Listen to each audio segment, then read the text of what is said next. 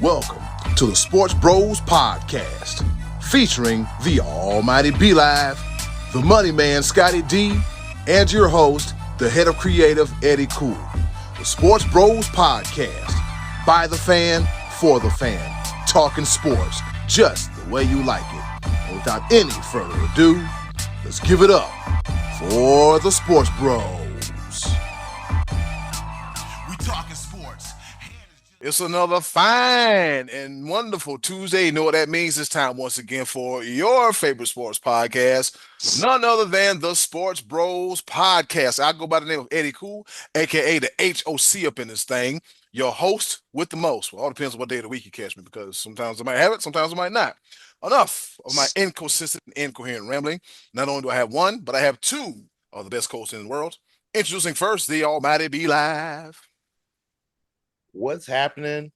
What's going on in the world today? I'm gonna try something out real quick. Okay. In homage to my man Scottie D, I'm gonna try this out. This is not necessarily how he does it, because I'm not necessarily singing, but I'm quoting a part from Pokemon. Have you ever seen the Pokemon cartoons? Pokemon cartoons? I I don't know have. what that is. I don't know what that is. Well, this is in homage to what's going on in the sports world. Team Rocket blast off again. The Red Rocket is in the saddle. Yeah. Have you not? Yeah. Yes. Yeah. Bryce Young has he has been benched. Andy Dalton is at the helm. He is QB1 for the Carolina Panthers. I said this should have happened last year, but nobody listened to me. Let the man develop. Let's work on something. But now you're just gonna kill the man. You know what? Scottie D, bring us in the best way you know how. Let me hear a good old song from the pit. Like, because I know you're in a great mood after what happened on Sunday, right? Is that how? No, maybe not really. And here he is. Before he gets started, he is the pride of Washington, Pennsylvania, sporting a Tampa Bay Buccaneers shirt. Boy, look at here, look at here, look at here. He's the one. Yeah, I saw it, but I wasn't going to say nothing until he popped it up. He is the one, the only, the money man, Scottie D. Free falling now, I'm free falling. That's Jared Jones' theme song. My theme song is, woo, we beat the Lions, baby. We beat the Lions on Sunday. 2-0, Tampa Bay Buccaneers. In Detroit. Here we go. It's a whole new world with Baker Mayfield. Let's not talk about Baker Mayfield. I don't care about any of that. 2-0. Baker Mayfield, 2-0, former Panthers quarterback. Yeah. Sam Darnold, 2-0, former Panthers quarterback. Yeah. We had them on our team. Both of them. Lots of surprises in there. Yeah. And well, let's try Andy Dalton out now. Let's see how he does. And former Cowboy. 52 years, and you choose this is the route you want to go. You're gonna switch teams after one bad game. Is that what we're doing? One? Do you know that the Cowboys in their last two home games have given up over 40 points each time? The last game against Green Bay last year, and to open the season this year against the Saints. So I have to be honest. I actually miss the days where a Cowboy loss would depress me. There was a day that I would be down and be hanging my head till about Wednesday, and then I was just like, yeah, that's how it goes. It's the definition of insanity. You go out and you lay a big old egg to end one season, and what do? You bring back Dak and McCarthy and less running backs, and you have a lesser team than you had a year ago. So you got Zeke Elliott back. Jerry Jones says we're all in one breath, and then says Dak's gonna have to do more with less this year in the other breath. So he has turned into a feeble, senile, silly old man is what Jerry Jones is. So Jerry Jones actually said this the other day. I will say this: anytime that we've made players the highest paid player, key players such as Troy Aikman, the highest paid player in the game, we've won Super Bowls. Now, are we really expecting that? He just it's only one game. It's only one game. He continues to say silly. But it's not one game. It's the same team as last year that couldn't win a playoff game. And I'm embarrassed that they're doing what a performance in front of Tom Brady. They did that in front of Tom Brady on Sunday. How embarrassing. Former Buccaneer great Tom Brady. Before we jump into the top of the order, because I know Eddie Koo's ready to run with it, I got to say this, though. And when you put it into perspective, I mean, the Cowboys lost to the Saints 44-19. Mm-hmm. The Panthers lost to the Saints 47-10.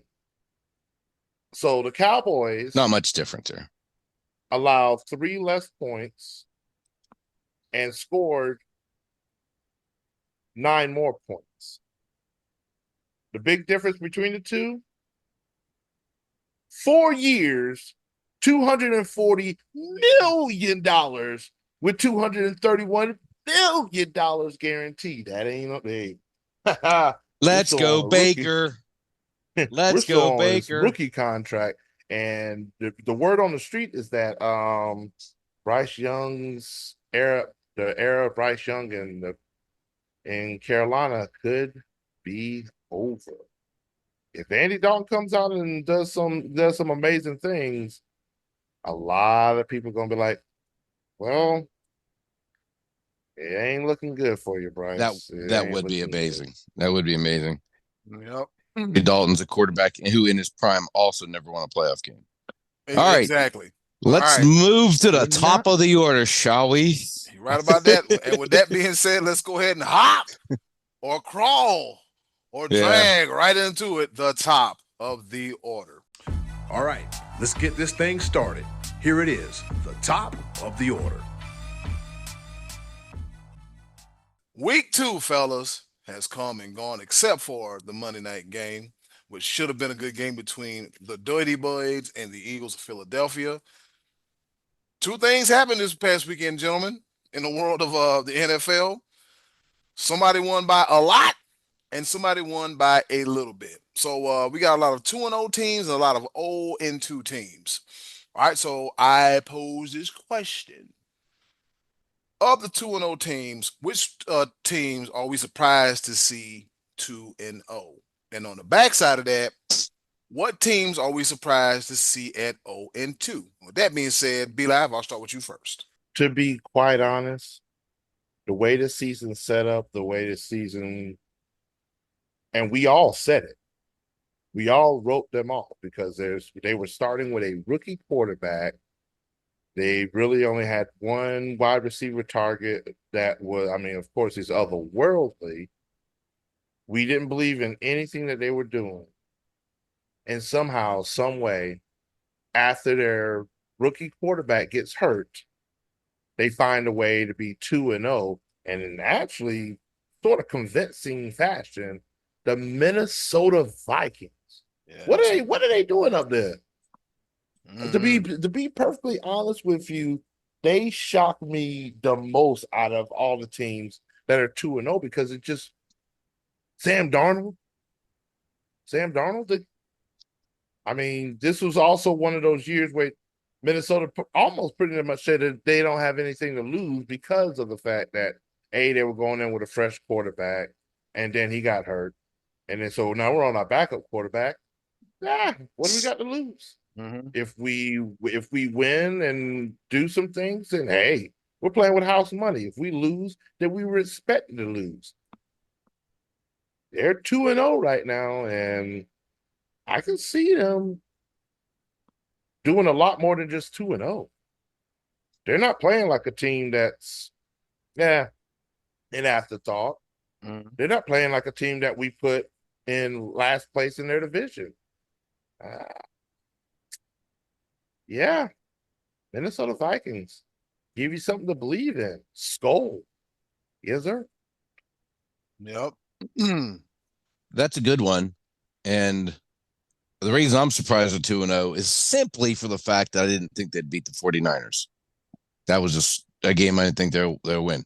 I think when you get to mid-season, I don't think we'll be talking about them as a contender. I'm still writing them off just because I'm not trusting Sam Darnold. I mean, I've seen too much of him to say, oh, he's going to keep going.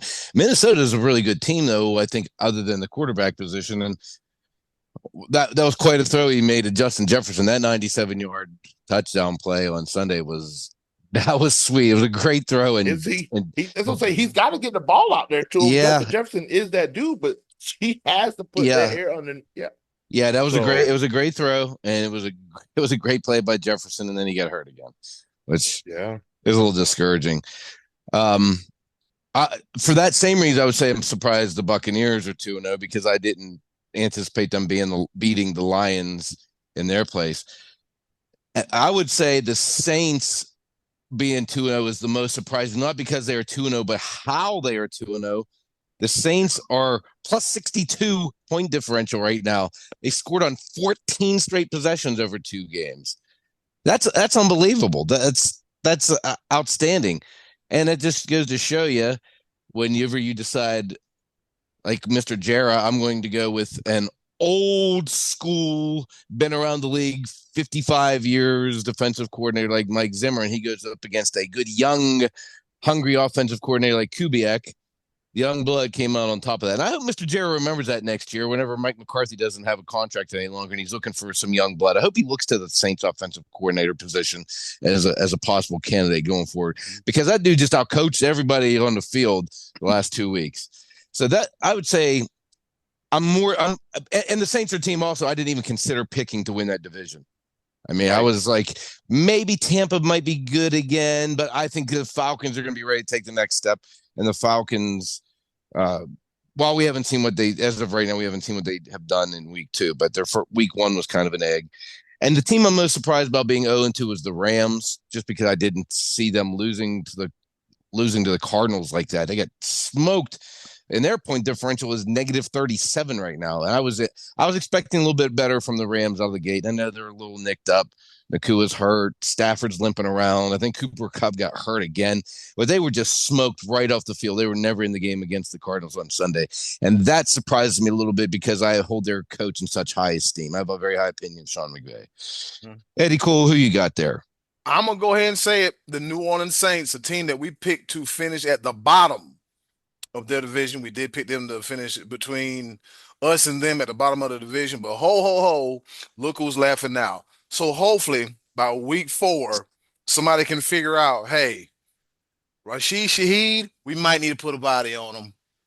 We might need to double team him, because I looked at Rashid's some of his stats, and like, this guy was an all-pro last season. Yeah, he was a whole all-pro last season. He was returning kicks and got involved in the offense, and now with Michael Thomas no longer being there, he has even bigger role in the offense now.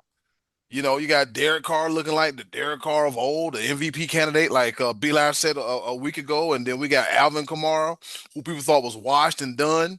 I tell you, man, if they keep clicking, if they keep clicking like this, man, they're gonna be a big problem outside the division, but also for the conference as well too. Because you got to think about it, they scored 40 plus points in 2 games, at home and on the road, which means we don't care where we're at. We're gonna drop these 40 on your head and hope you do something with it. I mean, they decided just beating people, and the defense has only given up 29 total points.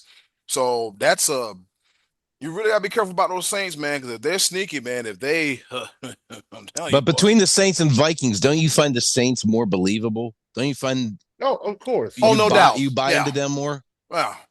I bind them. I bind to the Saints more because, like, of the pieces I just mentioned, we know what their potential is. But Minnesota's kind of like, oh, what y'all doing over there? You know what I'm saying? Well, I mean, at the end of the day, the question was, who are we most surprised about? Mm-hmm. And so, like, the Saints, yes, I'm surprised, but it's not necessarily because of their talent level. We just hadn't seen it on the field. We haven't seen it mesh, and these guys came out like gangbusters. I'm like, wait a minute. Did we just get that wrong? Minnesota is just a complete shock because they're playing with a backup quarterback. Yeah. But for what I've seen the Saints, though, it looks like that could be sustainable just because of the creativity on offense, and Kamara does look really good again, and maybe Carr was just being poorly coached for a little while, needed somebody to believe in him again and work to his strengths. And that, I mean, he looks strong. He looks strong. Yeah. Rashid Shaheed is the real deal. I was like, great, this. Oh boy, I'm trying to make fantasy moves right now to try to get some pieces from that high-powered Saints offense, and their defense is playing next level just as well. Mm-hmm. Now, I want to also sneak in real quick the surprise 0-2 team that is mind-blowing right now, the Baltimore Ravens. Mm-hmm. A big toe and a field goal. They could easily be 2-0 right now. Mm-hmm. Yeah, and they had the extra few days to get ready to host a team that has Gardner Minshew as a quarterback. And yeah, but that's yeah, that was a loss I didn't see coming. I wasn't surprised that they'd lost, obviously, to the Chiefs on opening night. You're not going to be surprised if you lose to the Chiefs, but that was a little shocking. Again, they had the extra few days to get ready for the Raiders, and that was what they came up with on Sunday. That was kind of shocking. Yeah. So Baltimore. I talked to Scottie D earlier about our preseason predictions, who would win divisions, stuff like that. We've just been wrong. Hopefully, nobody heard those episodes. Just throw those episodes away. Like, good Lord. Yeah. But I mean, we are still very, very young. Yeah. You can't overreact to that stuff. But yes, we can. That's what we're here for. But you already are podcast. Yeah, that's true. We're recording on Monday. It has been dubbed Overreaction Monday. This is what we do. We take what is given to us, and holy crap, what is going on in the world today? Wow, Baltimore is 0-2. Want to throw something out there because you also mentioned about the Rams being 0-2. It is not easy road for them. Puka Nacua is probably going to be out for 5 to 7 weeks, and Cooper Kupp is still in a walking boot. Oof. That whole if they stay healthy that we talked about before, they're not staying healthy. No.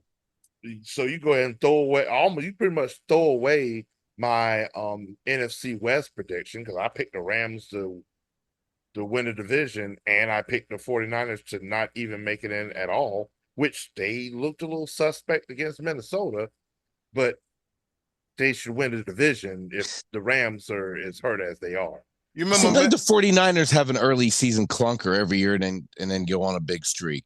They do. The thing about it is, you remember last time the 49ers went to Minnesota, for some strange reason, man, they've been having a lot of trouble going to Minnesota. A lot of trouble.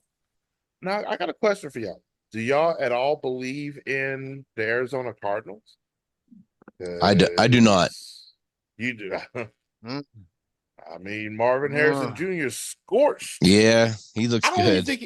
I don't even think he had any other yards outside of the first quarter, but he scored for 130 yards in the first quarter or the first time. I think I saw something silly like that. But hey, some things the talking heads are right about. Ladies and gentlemen, welcome to the league, Marvin Harrison Jr. Yeah. Allow me to reintroduce myself. My name is Marv. Yeah, man. That's another surprise team. The Chargers at 2-0 are another surprise team. And B-Live, like you mentioned, on the other side of 2-0 is 0-2 in Baltimore. Like you said, it was between 3 points and a big toe. Whew. It was between 3 points and a big toe. So that's where we're at with that. Okay, so going into next week, fellas, got a lot of games on the slate. What are we looking forward? What game sticks out to us that we should all be looking out for? Which games you got for week 3? Scottie D, I want you to go first because I want you to go ahead and get it out the way. I'm pretty sure my answer is the same, but I want you to go first. Do you want me to say Cowboys and Ravens? Yeah, pretty much. Yep. Well, I mean, that's one of them, obviously, because neither one of those. Who do you think? Which of those teams do you think needs the win the most? That is the $1 million question right there, because I don't think either one of these teams can afford to lose that one. See, I kind of think the Ravens can afford it more than the Cowboys can. 0-3? Yeah, because to me, their biggest competition in that division is the Bengals, who are currently sitting at 0-2. I've talked before about the Steelers having an excruciatingly tough back half of this schedule, so I think they could come. They'll come back. I mean, the Steelers aren't scoring. They've scored one touchdown in 2 games. So I'm not, I don't think they're getting too far ahead of the Ravens, even if the Ravens lose. And the Browns won a single game, and I can't rinse the taste of their week 1 debacle out of my mouth just yet. So I still think the teams to beat in that division, regardless of their records, are the Bengals and the Ravens. If the Cowboys lose, they're falling at 1-2, having lost 2 home games already. Depending on what Philadelphia does against Atlanta on Monday night, they could already be 2 games in the hole. And then, we're just talking about how good some of these other NFC teams are that we weren't giving credit for, as far as we're already going to be looking ahead at wild cards as opposed to divisions. So I think actually the Ravens going to 0-3 isn't the end of the world for them. It could be for the Rams, and they're playing the 49ers at home on Sunday. So that's a game that I kind of have circled, because I really think the Rams need a win, especially after what we saw from them on Sunday. But I'm not counting on them getting it with their 2 receivers and walking boots, and then they can't walk. Yeah, right. Neither receiver can walk. Their two best receivers can't walk. So I think that's a critical game for the Rams, but I can't see them winning it. And the 49ers are not going to be in a good mood coming off of what they just had against Minnesota. So those are 2 of the games that it's hard to point out a game being crucial or critical in week 3, but if we're going to put a label on them, those are definitely 2 games you could certainly make that distinction. Yep. Well, I'm gonna throw one. Yeah, I do like that you pinpointed the 49ers Rams, because 49ers 1-1, Rams 0-2. Whoever loses that game is going to be in a hurt, and that's a division game, so that's almost like a 2-game swing. Yeah, I don't think the Rams can come back from it if they lose that game. Right. I'm going to pinpoint something that I didn't think was possible, but we could also be getting an NFC Championship preview based on the way they're playing. I think the Eagles win tonight, so they'll be 2-0, and the Eagles travel into New Orleans. Ooh, game of the week. Eagles. That is a crucial game right there. And that's one of those games where it's not necessarily it's not a make or break your season, but it definitely is a talking point that gives you like that's that momentum builder. That's that one, the Saints, if the Saints win that game, ladies and gentlemen, the Saints are for real. You got to give it to them. Yeah. Like when they beat the brakes off the Panthers, it was like, I saw that coming. Yeah. Then when they beat the Cowboys, as much as the Cowboys are hyped and talked about, it's like, okay, we see you, because 47-44 consistent. Dallas maybe just a little overhyped, and that's what I'm saying. That almost is at a discredit to the Saints. So, but if they go and beat the Eagles right after that, now we're talking. Now we're cooking. Now let them cook. Yeah, the Saints. Yeah, that is that game that propels them up the proverbial power rankings that really mean nothing. It's just a talking point.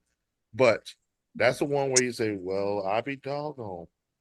And might I add, the Eagles playing on Monday night, then going on the road on a short week, puts the ball in the Saints' favor for that one. So that's something to look at as well.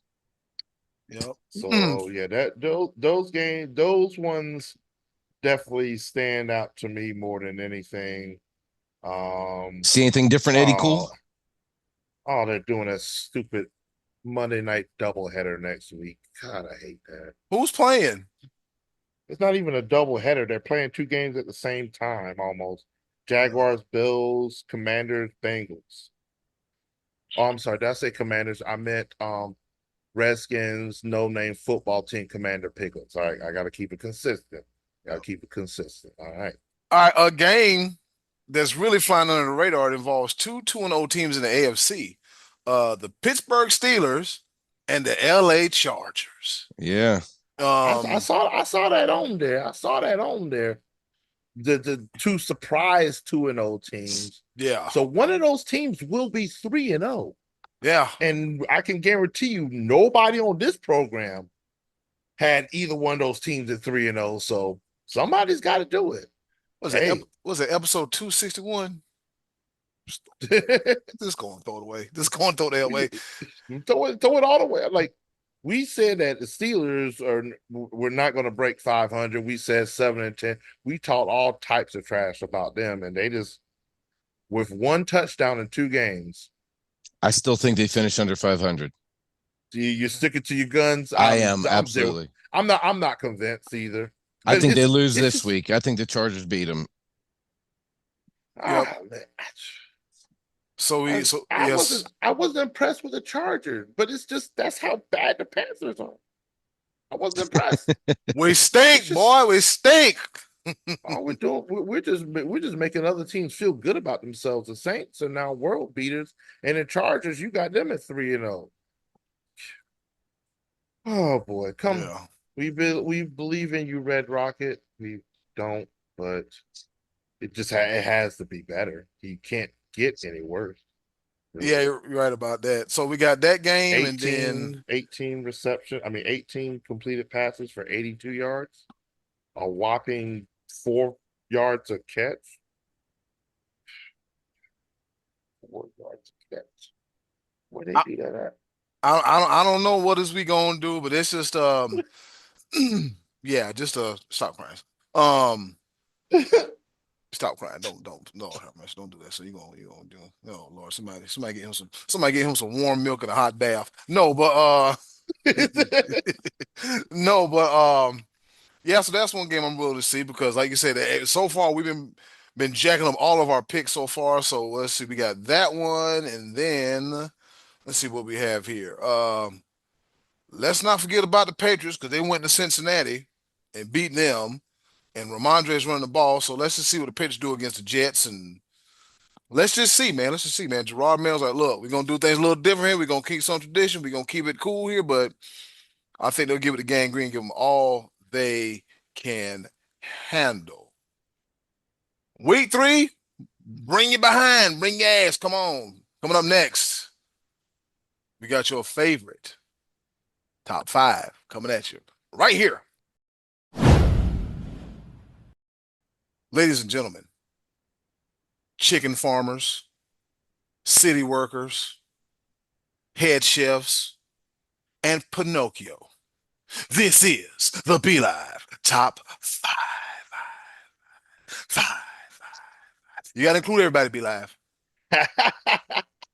Oh, my goodness. The world of college football. Y'all know how much I love college football. And what I'm going to do, I'm going to do something a little bit different this week because we got the AP top 25 that just rolled out on Monday. And my top 5 isn't that much different. 1 through 4 stay the same. Georgia, Texas, Ohio State, Ole Miss. Yo, my bad. Did I also forget to throw in there that I switched Georgia and Texas? Texas is your new number 1. I also picked that as well. I picked that yesterday before the AP came out, but of course, the AP is a little bit bigger than my top 5. So Texas is your new number 1. And Arch Manning may have earned all of his NIL money. My bad. Arch Manning, I apologize for anything I said bad to you. I know I said you're the top paid player in NIL and you ain't even started a game. You know what? My bad. I'm sorry to the entire Manning family. I was entirely disrespectful because this dude came in and was throwing dots, throwing dimes. Arch Manning, my bad player, my bad. Texas is number 1 because, good Lord, they got 2 quarterbacks that can put the ball on it. They did not miss a beat. Texas is the real deal. Boy, oh boy, that Texas-Georgia game is going to be huge. Huge. Is that this week? When is that, by the way? I didn't even look it up. Let's see. Come on, pull them to me. Going around the mountain. You had my hopes up for a second there. I thought maybe it was. No, it's coming up soon. Well, shoot, it'd be nice if you could like set games up, like we make the schedule, because here's what I would do next week. I would pick Miami because they had a close one with Ball State. They beat them 62-0. Oh boy, I would have them take on Notre Dame, who rebounded. They won 66-7. So I'd have the two 60-point winning teams go against each other next week. Talk at this point in time. And then the winner would play Texas the following, because Texas only scored 56 points this week. They weren't as good this week as Miami and Notre Dame. Whatever. Anyway, and then I would maybe have Tennessee play them, because Tennessee won 71-0 against Kent. At any given point in time, that was a really good game. You were reading schedules or something. I was covering dead air. Go ahead. Back to the answer. Back to you, dead air. Cool, thank you. Why? Back to you, dead air. Go ahead. You did this on purpose. You asked me a question that I didn't have on the ready. 66 points for Notre Dame. All right, wow. Georgia, Texas, rebound in Texas is going to be on Saturday, October 19th. We're a little bit away from that. Okay, we got time. But we do have Georgia, Alabama 2 weeks from now. Ooh. That is a game. Yeah. I'm looking at this Georgia schedule. Georgia's got Alabama, then Auburn, then Mississippi State, then Texas, Florida, Ole Miss, Tennessee. They have got 5 top 7 matchups in the next 8 weeks. Oh, that's going to be tough to come out of that one. Especially because Ole Miss this year became the first team ever to get to 500 points in 3 weeks. 500 points in 3 weeks. Wow. Yeah, that's amazing. Being ridiculous. We're going to switch sides, because I told you it wasn't much about the top 5, because they're going to beat each other up. SEC does whatever. They're going to have to reshuffle and everything like that. But yes, Texas is your new number 1. I got to go to the not top 5. I have to go there.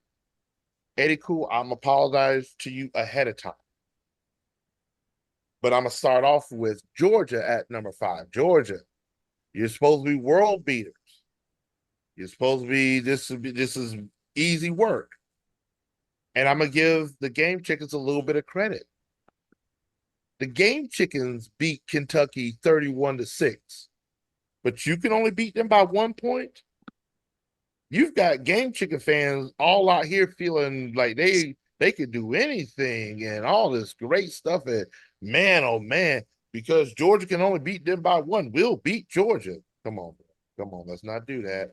Because at number 4, after careful consideration, at first I was going to put LSU as number 4 on my not top 5. You remember when he said we get destroyed? You remember he said we get destroyed by 30? But go ahead, be live. Go ahead. But the reason why I was going to put LSU on there is because they only beat South Carolina by 3, and they were down 17-0 to the Game Chickens by 10. Where they do that at? Do you understand how many posts I had to see in my news feed when the Gamecocks were up by 17 points? And then LSU came back and they're all hurt, especially all the game chicken and Coop fans that were lined up ready to storm the field. And they ran down the student section, was ready to storm the field and lost. Oof. But LSU, I just realized I can't call you overrated, because y'all were dealing with a hurricane and couldn't practice since Wednesday.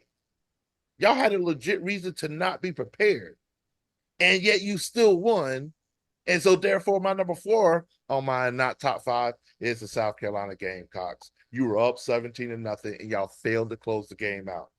Y'all had every reason in the world. But to this day, Game Chicken fans are still crying because that wasn't a horse collar tackle. And that wasn't a blindside block, even though the guy was looking this way and got hit this way.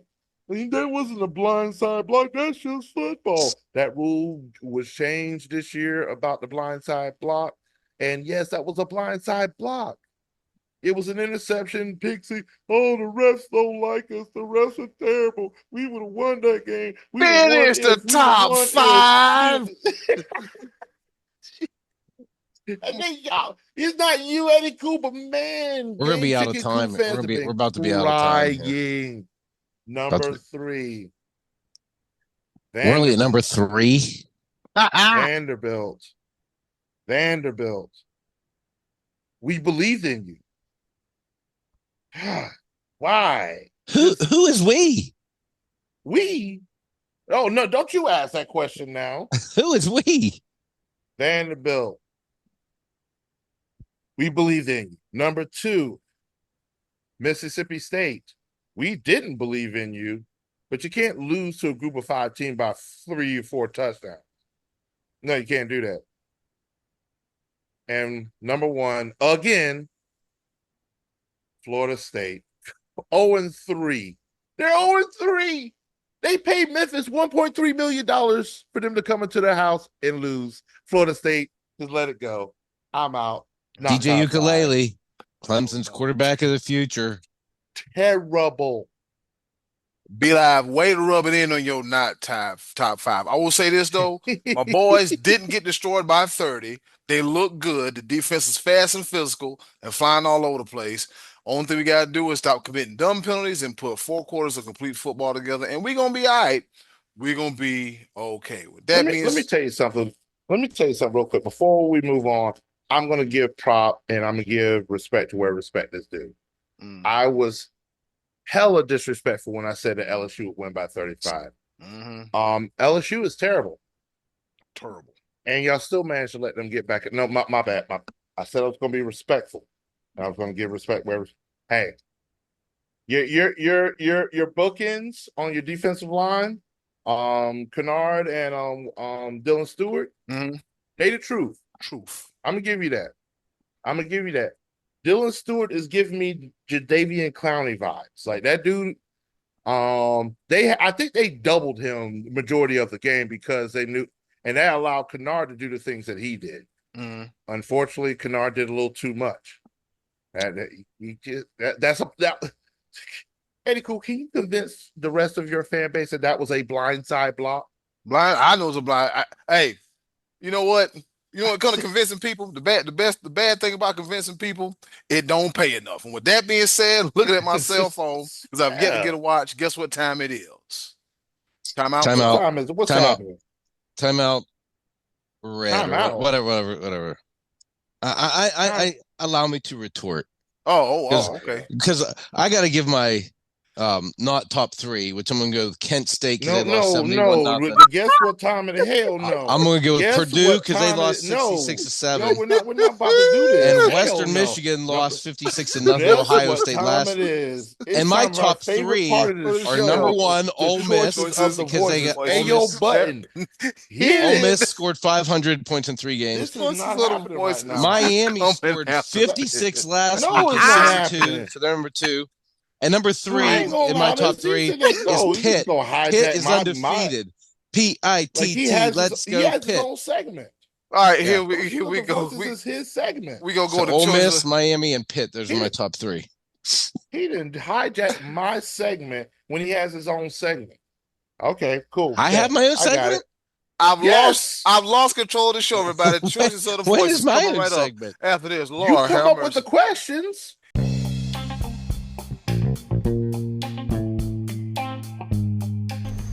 And now, our favorite part of the show, the choices of the voices. Once again, thank you to the wonderful and ever so lovely Miss Button for introducing our favorite portion of the show, the choices of the voices. Lord, let me get this train wreck episode back on the damn tracks, all right? Scottie D comes up with the question. Y'all give us the answers. We talk about it. All depends on if you behave or not, if you can stay on focus and on topic. Scottie D, what's on tap for this week's choices of the voices? Well, I think I asked last week, who did you think would be the number 1 team in the country? And Ole Miss was my choice. And let's see what the people said. No, actually, that's not what I asked. That wasn't it. I asked to tell us some of your favorite in-game announcer tandems in NFL history, past or present. And I guess we caught you on a bad week because not very many people responded to this. And there was some some good ones to discuss. And so we're not going to go too in depth with it, but we did get a couple here, Eddie. Cool. All right, let's go ahead and get right into it, shall we? Trey Dilson, he said, "Yeah, anybody who says anything besides John Madden and Pat Summerall should be put thrown. Now, how you gonna be put and thrown? Should be thrown into the oceans and fed to the fish." Yeah. I mean, that's not a bad answer at all. Like, surprisingly Dak-less answer. Hey, remember last week we said that the time of the Dak jokes have come to an end. And he complied at least for 1 week. He complied. Yeah. I'm very proud of him. And then he had to see that display. It's one of those things where he mentioned this answer before the game and immediate regret that he did not trash talk Dak Prescott. It's immediate regret. Yeah. He's like, damn it. All right. Well, okay, quick question. Since we're in this segment and since you interrupt segments like that, Scottie D, do you blame Dak Prescott for the loss, or was that more on the defense? This week, Dak is in the back of the line when it comes to blame. Okay. When your defense gives up a scoring drive for a touchdown for the first 5 times the other team touches the ball, you can't get too much on the quarterback's case for that one. Because the Cowboys were still scoring. They just, they just weren't scoring a touch on every single drive, that's high level stuff. The Saints were just high level, and the Cowboys defense was just miserably bad. So no, I have plenty of Dak hate saved up for later in this season. I'm going to bottle it up for the real for the games that they we really need to blame him. Yeah. So you anticipate at some point in time that the Dak blame will come into play. Oh yeah, and I'll be here for it. Oh yeah, me and Stephen A. Smith cannot wait for it. Can't wait. All right, our Hall of Famer Uncle Max said Trey is correct. On the college side, for him, it has to be Keith Jackson and Lynn Swann. They should be on ABC. Right? Yeah, that was good. Well, yeah, I forgot about Lynn Swann doing games with Keith Jackson. Yeah, that was a good combo. Hey guys, Keith Jackson here. Good old Keith. I used to like Keith Jackson. Keith Jackson, cool. You know what combination I would like to hear in college football just one time? I know it will never happen because neither one of them are play-by-play commentators of color. I would love Nick Saban and Pat McAfee. I feel like that's just two contrasting skill sets. Like I can see Nick Saban did not look like him. What you gotta say? I would say it did look like McAfee or Saban was enjoying McAfee's company on the set of game day last week. Nick is like, I retired and come for this mess. Yeah. Meanwhile, Bill Belichick is on what is he now? Is he about to be a regular on the Manning cast now? Because he was there last week and that's gonna be there tonight. Like, okay, Bill. Okay. Oh, he is? Yeah. Yep. We're just trying to get ready for Cincinnati. Yeah. Just trying to get ready for Cincinnati. That's all we got. Trying to get See, I don't want to listen to Belichick because when we asked him stuff before that was important, he wouldn't say anything. Just trying to get ready for Cincinnati. Just trying to get ready for Cincinnati. Don't come at me now and act like Mr. Nice Media guy. Whenever you're such a jerk to the media in the past before. And no, stop with that. Oh, yeah, come on. That was part of his mantra. I never liked Belichick for that. No, I didn't like him. Parcells did a little of that too. Parcells was tough with the media. Then he became media. Then he went back to coaching. It was a little bit better, but Belichick. There's nothing to like about Belichick. I'm sorry. No. All right. So that being said, shout out to Trey Dizzle and Uncle Max for their participation in this week's choices of the voices. Scottie D, who you got? Favorite play-by-play in color tandem? Well, Madden Summerall are the top of the mountain. They've been said. So I'll go and tell you who I think, no matter who you put with him, the team is successful, and that is Al Michaels. And when I was growing up, and Al Michaels was with Frank Gifford and Howard Cosell, there will always be something special about that, because back then Monday Night Football was the special game. Now we got games on Thursday, Sunday nights, sometimes Saturdays, Mondays, Wednesday on Christmas. But it used to be Sunday, and then there was one extra game, and that was on Monday night. And those guys were the voices that brought that to you. And so there would always be something special to me about Al Michaels. But then he paired up with Madden. It was excellent. Him paired up with Chris Collinsworth, I thought was excellent. And people really tear into Chris Collinsworth a lot, especially here in this Western Pennsylvania area. Everyone thinks that Collinsworth hates the Steelers, but whatever. What do I care? But I just Al Michaels and anybody is good for football, I think. And you know what? And I never thought I was going to be a big. I didn't think Troy Aikman had it in him to be a good broadcaster because his personality with the Cowboys was flat. He gave you nothing. He would say routine things, things that you would expect people to say in interviews. He didn't seem like overly he didn't have a Gronk personality. He was just kind of a quiet guy. But him and Joe Bucks have been an excellent team. So there's a couple that I like. B-Live, or I'm sorry, the Sports Bros podcast. Who do you got over there? Jokes. Who do you got, Sports Bros? Sports Bro? We got B-Live. Well, I'm sorry, I didn't mean to catch you texting there. I know you got other things to do. Go ahead. You done? Yeah, you done. Go ahead. Are you done? Are you sure? I'm waiting for sure? you. Do you need me to cover more dead air time for you here? Because I can do that. I got go ahead. Podcasters I can bring up. No, it's okay because he likes to hear himself talk. He about to be Skip Bayless to my Shannon Sharp. Kettle. No, but go ahead. Hey, look, just don't press record, but go ahead. Are we recording, by the way? I hope we are. Yeah, we are. Yes, we are. That's not always a given. Watch it, Junior. One time, and you getting me? Are you serious? Out of 270 episodes.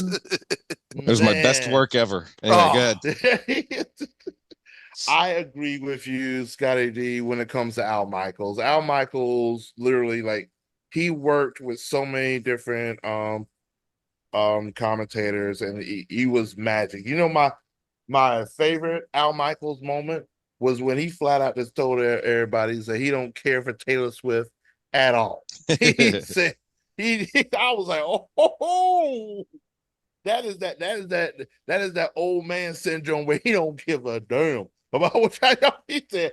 I don't like this at all. But no, Al Michaels. I grew up when I really started watching Monday Night Football. Al Michaels, Frank Gifford, Dan Dierdorf. It was synonymous with Monday Night Football, and then hearing him with John Madden was just next level. And so, I get goosebumps thinking about that pairing. Actually, right? You know what I'm saying? Because you really wanted to listen to the game as well as the commentary. Now it's sort of like some of the commentary we can go without, some of the over the top stuff, some of the dead air that we have from time to time. And then when you get the backup broadcasts and people that are up and coming. But it was one of those things you knew when Al Michaels was on the commentary team, you were going to get pure gold. Mm-hmm. And so Al Michaels, I agree with you, Scottie D. This is a very rare moment. Bookmark it, document it, take a picture. This is a moment that I agree 100% with Scottie D. Yes, sir. Ooh, it's going to snow in mid-September. Oh, shucky, ducky, quack, quack. They agreeing. They cat dogging out there agreeing.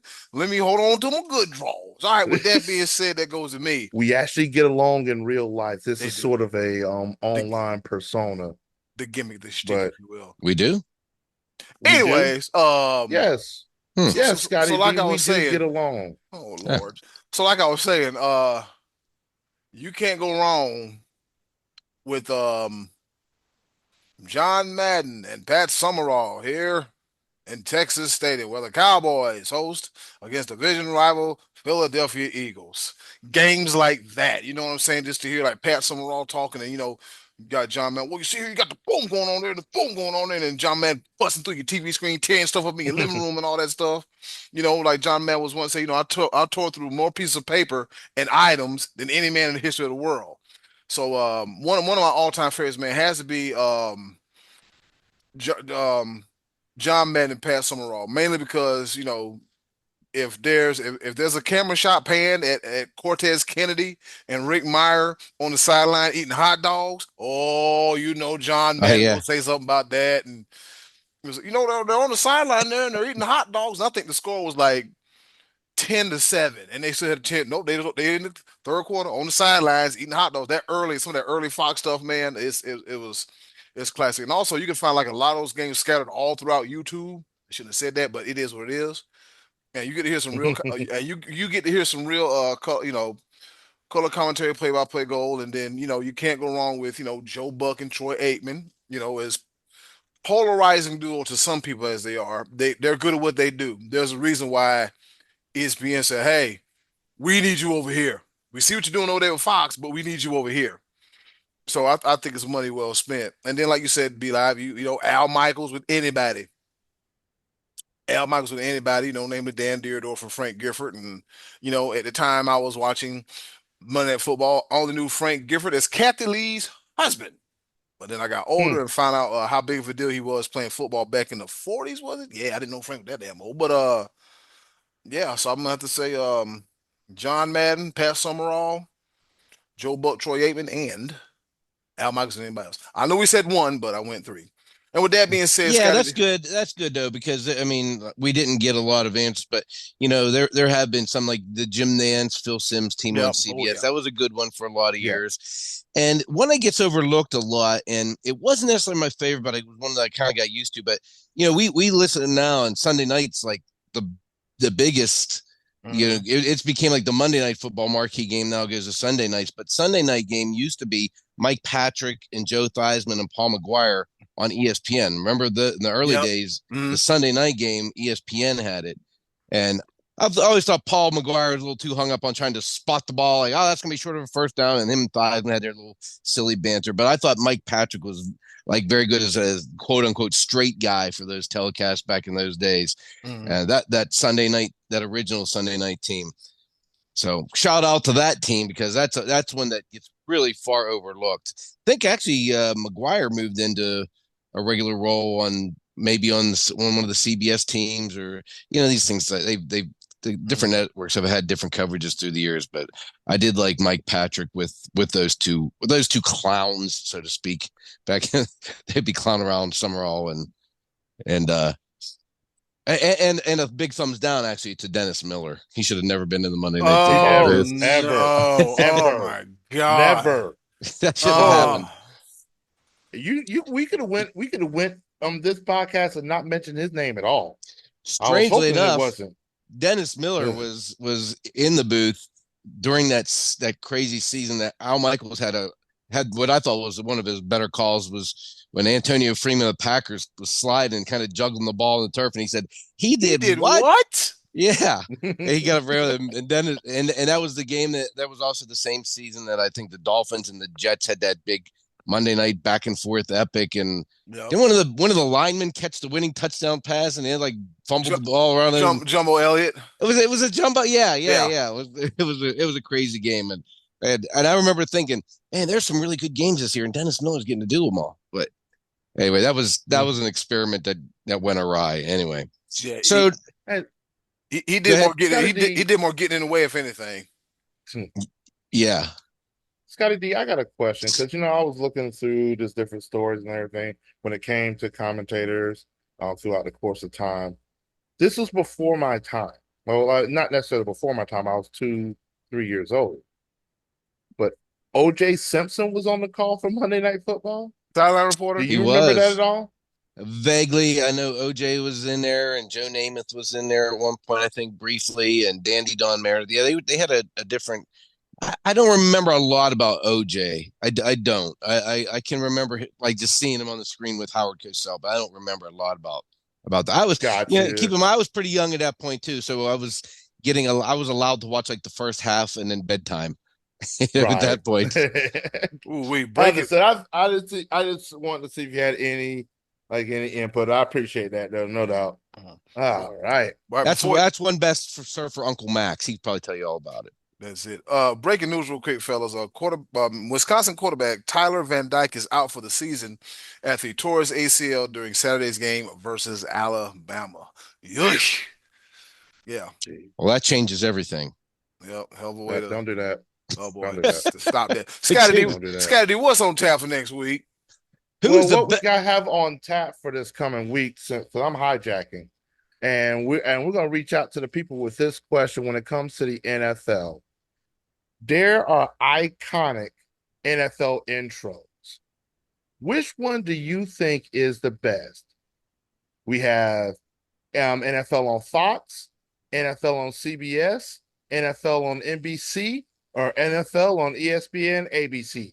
Which one of the theme songs do you think is the best? And we'll talk about it next week. That'll give us something to talk about next week. Choices cool. Of the voices. We'll go with that. I like it.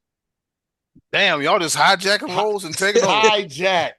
With that being said, who hosting next week? Yes, sir. Who the hell is hosting next week? I better watch my back.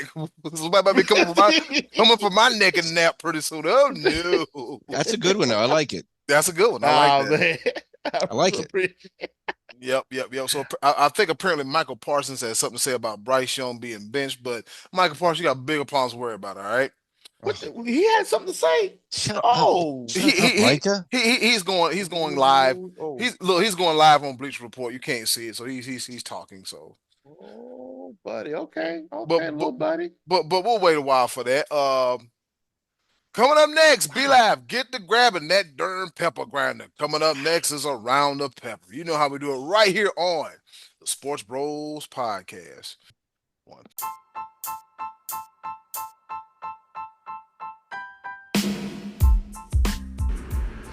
Okay, boys, let's bring it home with a round of pepper. All right, well, you heard a woman. It's time for us to go home and get what I call the hell up out of here. But before we go, Around the Pepper, you know how we do it. 3 topics, rapid fire style, kind of sort of not really here to engage, enlighten, educate, and entertain. The 4 E's in no particular order. With that being said, gentlemen, I'll go first. And I'm pretty sure we all can appreciate this one.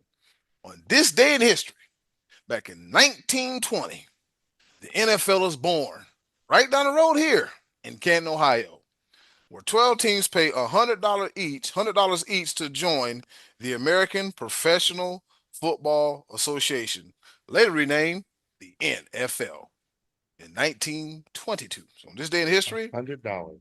Yeah, a whole $100. A whole $100 you can take your team and join the league.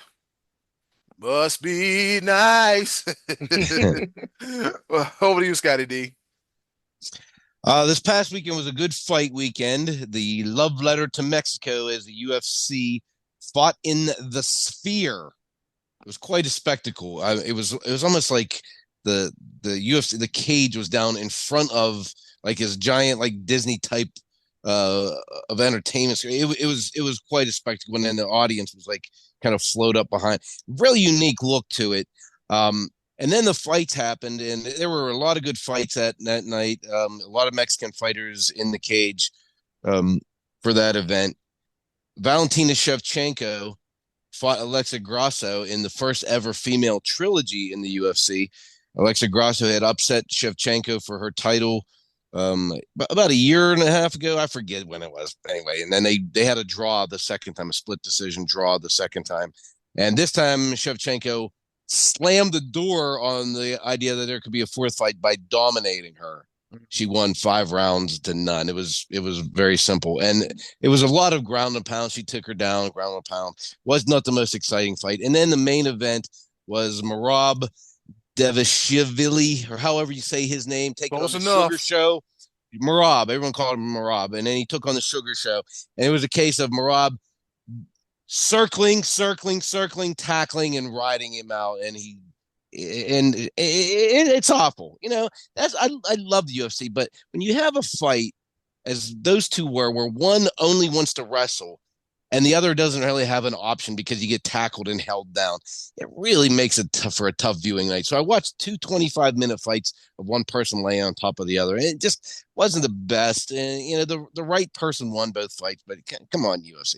I want to watch the Ultimate Fighting Championships, not the Ultimate lay on a dude and win his title championship. Be live. Over to you. Some of those fights they're so hard to watch because they call it technical, and it's like, no, I want to see some violence. Yeah, the wrestlers, the guys who commit totally to wrestling, they just put on boring fights. And I know they're good, but whatever. Yeah, but I still won't be sold to be watching that power slap mess. That's just wrong. Yeah. God bless America. Speaking of wrong things that's going on in the sports world, my first pepper point sort of hits close to home because we're talking about a star catcher that graduated from Coastal Carolina University out of Myrtle Beach, Conway, South Carolina, CCU, from Chanticleers. And he was a 6th-round draft pick out of Coastal Carolina this past July in the Major League Baseball draft. And I'm talking about a man by the name of Derek Bender. The Minnesota Twins drafted him, and he was playing for the Twins single-A affiliate, the Fort Myers Mighty Mussels. And mussels, we're talking about these shellfish. Gotcha. But yes. There was a second game of the September 6th doubleheader. This happened a little over a week ago. Derek Bender told multiple hitters for the Lakeland Flying Tigers, a Detroit farm team, Detroit Tigers. He was like, hey, he's about to throw a fastball. He's about to throw a curveball low and inside. He was tipping off the pitches to the hitters. He was more than tipping them. Yeah. Jeez. And Lakeland scored 4 runs in the second inning. Lakeland ended up winning the game 6-0 to clinch the Florida State League West Division and eliminate the Mighty Mussels from playoff contention after Fort Myers had held a 6-game lead 3 weeks earlier. The kicker to this story is the fact he did this because he was tired and wanted to go home. He didn't want to go into a playoff and spend even less time with his family. He just wanted to go home. And I guarantee you just found a way to spend a lot of time with your family because the Minnesota Twins released them entirely. Thank you for playing. Good afternoon, good evening, good night. Spend all the time with your family. Eddie Cool, the ball. The hell you do some mess like that for? For real. The hell you do some mess like that for? All right, well, hopefully I got some better news for you here. Actually, no, I got my purple points mixed up. But guess what? In the traditional Florida State, now going 0-3, guess how much they paid to take this ass whipping against Memphis? They paid $1.3 million. Come on, step right on up. Come line up. Try your luck against Florida State University. And if you win, they'll pay you $1 million+. Over to you, Scottie D. Ought to be ashamed of their damn selves. So last week I went on a little bit of a mini rant about Pat Narduzzi, the head coach of Pitt. Uh-oh. And how I didn't really like the way he managed the clock and everything. And I said he relied on analytics and he was too old for that. Remember that, guys? I kind of went off a little bit. Yeah. Well, this week was the backyard brawl, WVU at Pitt. And we had us another close game. And again, Pitt came out on top. So I should be happy.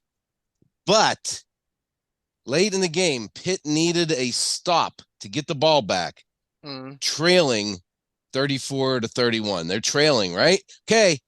So Pitt gets a big-time sack with 2 minutes and 9 seconds remaining to get the ball back. It was a 3rd and long.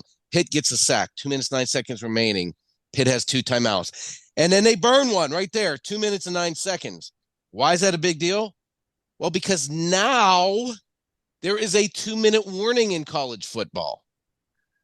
So I ask you, should you not let the 9 seconds run down? And then immediately after, WVU is going to be punting, which stops the clock on a change of possession. And now Pitt, with approximately 1:50, maybe a little bit more than that, will have 2 timeouts in which to drive the length of the field and score a touchdown or kick a field goal. But no, they opt to take the timeout. The punt lasts 9 seconds, and there goes the timeout. Now, when you come back after the break, you only have 1 timeout with the 1:50 some seconds. Do I have to come down there and explain that to you, Narduzzi? Do I have to? Maybe because I've been spending my Sundays watching NFL. Maybe you've been watching film of college, and you don't realize how the 2-minute warning works. But are you kidding me with that? You don't know how to do the math on that. Save your 2 timeouts, and you get a bonus 1 with the 2-minute warning. Don't make me come down there. And don't make me come down there. Be live. Maybe they shouldn't be top 3.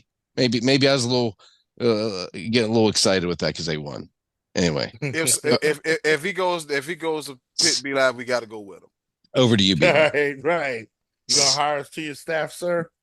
I'm here for it. I think Clemson's in town again this year. Oh boy, interesting. I'll have to. Do we care anymore? If you, boy. Hey, look, it was fun. It was fun time to be had. It was definitely a fun time to be had. Now, speaking of Clemson and all roads lead to Dabo, we had a very interesting NFL matchup this week between the Cleveland Browns and the Jacksonville Jaguars. Very good. Very good matchup.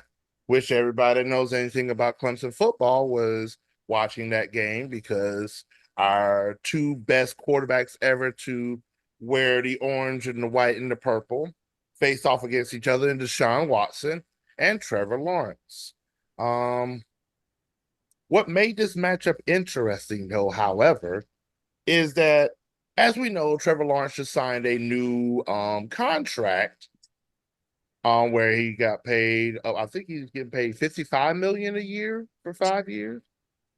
Second highest, tied for the second highest in NFL history, second only to Dakota Prescott. Yes. But also part of an endorsement deal with Trevor Lawrence. Trevor Lawrence is a spokesperson for Everbank. Everbank is the name sponsor of the Jaguar Stadium. So Trevor Lawrence, in his endorsement deal with Everbank, was like, hey, for 1 game, it'd be nice for the Everbank Stadium to be named the Trevor Bank Stadium or Trevor. Oh, that's a reach. That is a reach. What do you mean it's a reach? That's a reach. What do you mean it's a reach? The Trevor Bank Stadium. That was the name of the stadium. Scottie D, what's the pronunciation of again, Scottie D? Trevor. Go ahead, B. I'm sorry. That Trevor. I had to emphasize that, or the Trevor Bank Stadium. So it was the name of the stadium for this week only. And the Jaguars lose to the Browns. God almighty. Yep, Trevor Lawrence. This is your stadium. You know, I've been talking about crazy bowl games and the stadium names. What was it? Florida International, the 305 Pitbull Stadium. Yeah. Hey. Yeah, the Trevor Bank Stadium and the Jaguars taking L. Eddie Cool, the ball. I want somebody to name a stadium after me one day. I guess I better get. Hey, we're still working on the Sports Bros podcast presents the Myrtle Beach Bowl. We're still working on that. Make it happen, doggone it. Make it happen. Make it happen. Call us. All right, fellas. So Asia Wilson missed everything in the WNBA. She adds another accolade to her season. All right, she becomes the first player in the history of the league to reach 1,000 points in a season as The Aces defeat the Connecticut Sun. According to Associated Press, A'ja Wilson became the first player in WNBA history to score 1,000 points in the season when she finished with 29 in the Vegas Aces' 84-71 win over the Connecticut Sun on Sunday. Wilson hit a pull-up from the elbow with 2 minutes left to reach this mark earlier this week. The Aces star broke the single season record set that Jewel Lloyd set last year. Vegas called a timeout about 30 seconds after later, and her teammates mobbed Wilson. All right, the Aces are 25-13 and hold a 1-game lead over Seattle. Over Seattle, I forgot their name, but they hold it over Seattle. Bro, they don't have the name on here. Over Seattle for the number 4 seed. Kraken. They're the Kraken. The Kraken. No. Hey, what about that Utah Hockey Club? Anyways, Squirrel. For the home court advantage in that series. Las Vegas has won 7 of its last 8 games. Connecticut trails the Minnesota Lynx by 2 games for the number 2 seed. The 2 teams play in Connecticut on Tuesday. So, hey, man, so shout out to A'ja Wilson. A'ja Wilson, man, getting it in from South Carolina, you know what I'm saying? Making it happen, man. Winning most stuff. Got to get that get back from losing to LSU this past weekend. Over to you, Scottie D. Get back. Recently, Dakota Prescott signed a contract for how much was it, Be Live? 4 years?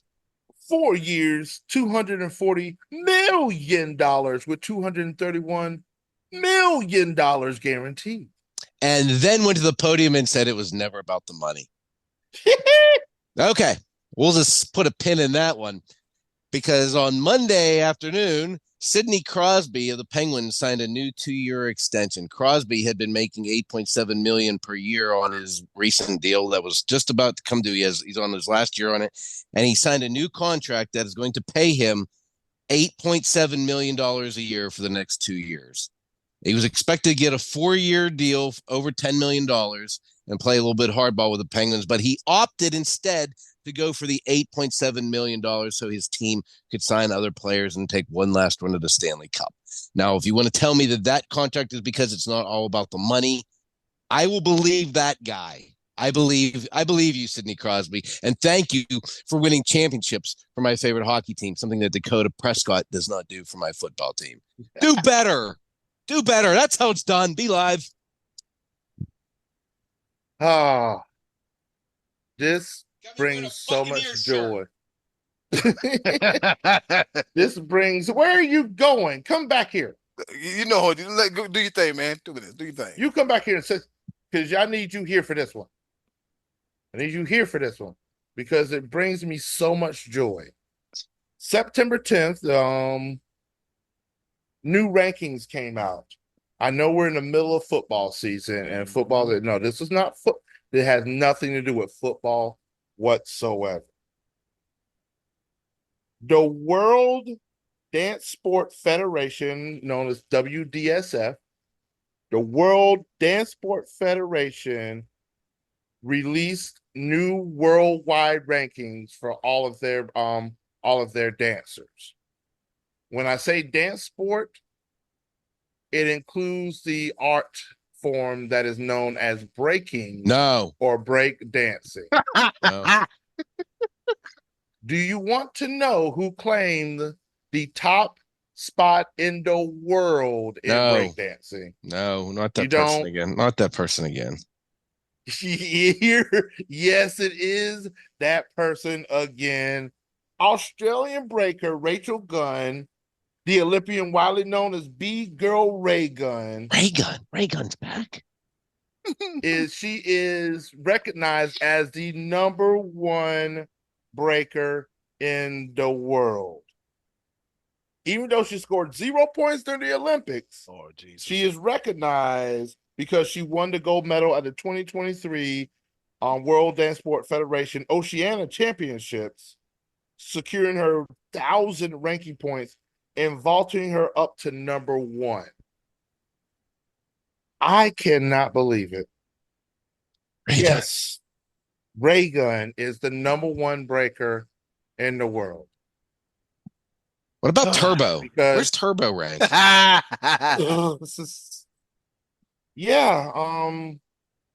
The WDSF, the World Dance Sport Federation, does not recognize the Olympics as part of their ranking system, everything like that. So despite her performance, the last ranking performance was that 2023 championships. And Ray Gunn is the number one breaker in the world. Yeah, that's my third and final pepper point. To the world of breaking, do better. Oh, you got to. Something. You this can't be real life. United States Breaking Association, go into the inner cities. I guarantee you'll find better breakers. I guarantee you there are better breakers in the world. Just come on. Our worst breakers are better than that. I mean, come on, bro. Well, all right. And in closing, all those things. Do something nice.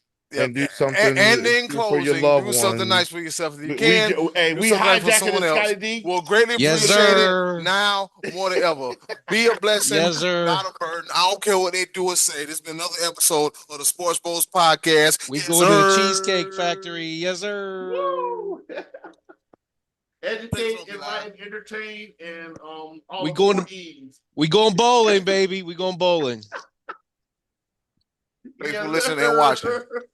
See y'all next week. Hey, it's Eddie Cool here from the Sports Bros Podcast. Thank you for listening, and as always, continue to follow us on all of our social media platforms. Just click the link in the description box and keep up with the Sports Bros Podcast. And once again, thanks for listening.